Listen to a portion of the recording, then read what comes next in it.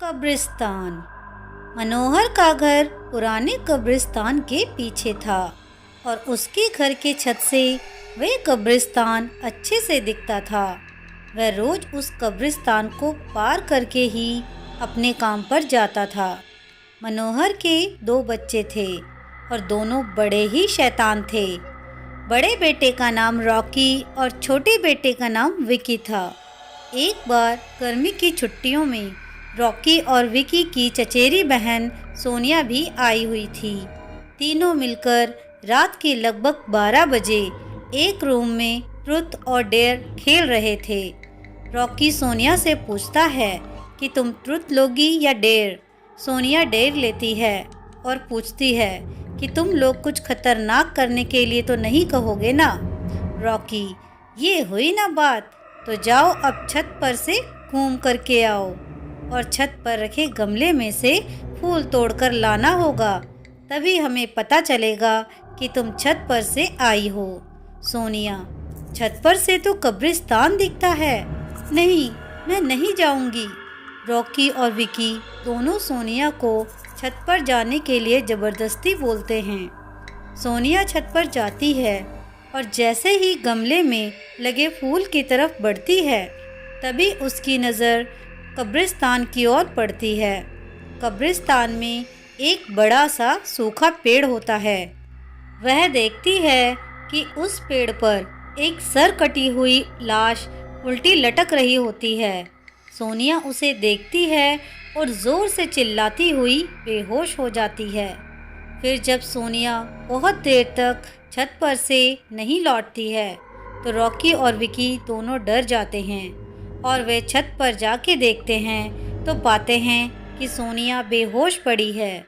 तो तुरंत मनोहर को बुलाते हैं और सारी बात बताते हैं। मनोहर, तुम तीनों को ऐसा खेल खेलने की ज़रूरत क्या थी?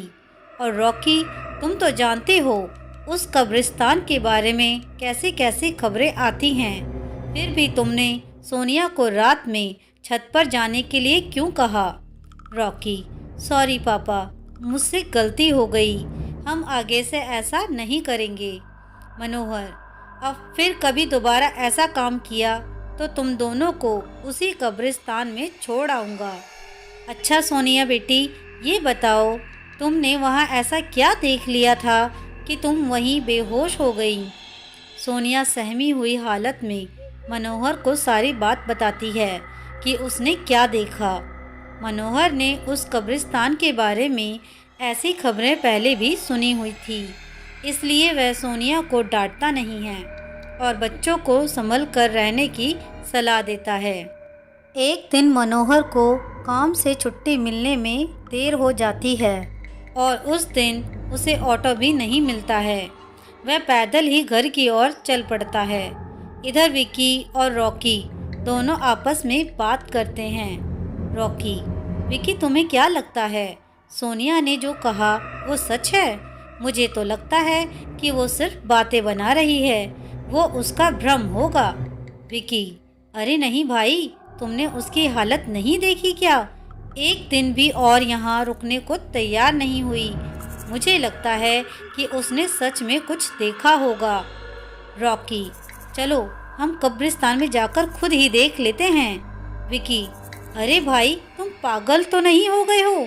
मुझे अपनी जान बहुत प्यारी है, मैं कहीं नहीं जाऊंगा और तुम भी मत जाओ।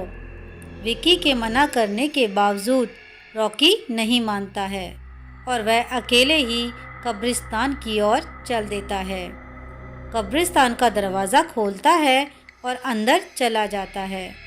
वह उस पेड़ की ओर भी देखता है जिस पर सोनिया को सर कटी हुई उल्टी लाश दिखी थी।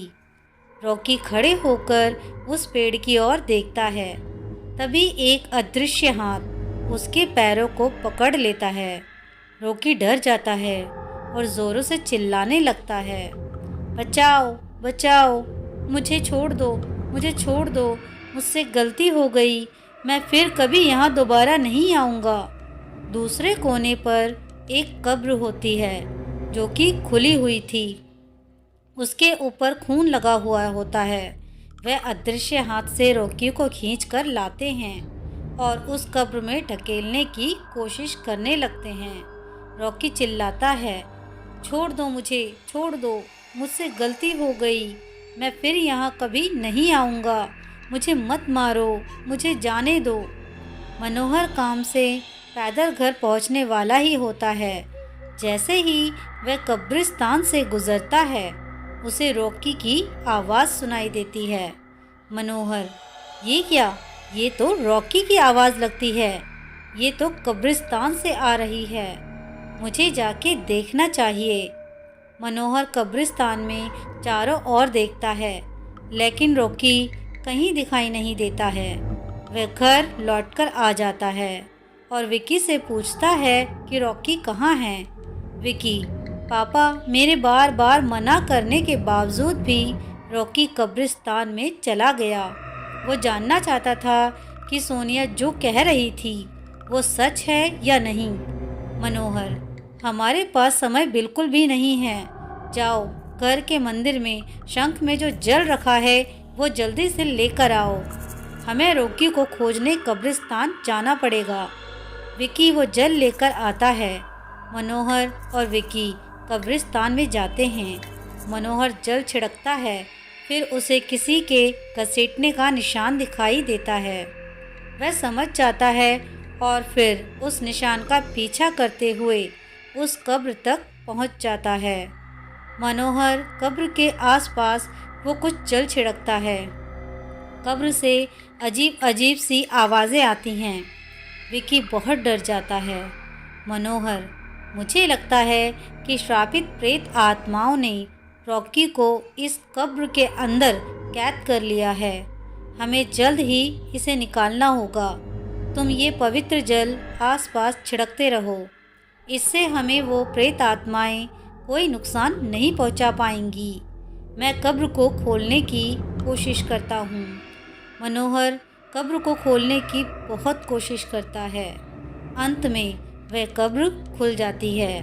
उसके अंदर रॉकी खून से लथपथ बेहोश पड़ा होता है। मनोहर रॉकी को लेकर हॉस्पिटल जाता है। उसकी हालत बहुत गंभीर होती है। उस दिन के बाद मनोहर उस घर को छोड़कर शहर से दूर एक दूसरे घर में अपने पूरे परिवार के साथ रहने चला जाता है। दोस्तों, आपकी इस कहानी पर क्या राय है मुझे कमेंट करके ज़रूर बताएं। कहानी अच्छी लगी हो तो प्लीज़ इसे लाइक, शेयर और मेरे चैनल को सब्सक्राइब करना ना भूलें। कहानी सुनने के लिए आप सभी का बहुत बहुत धन्यवाद।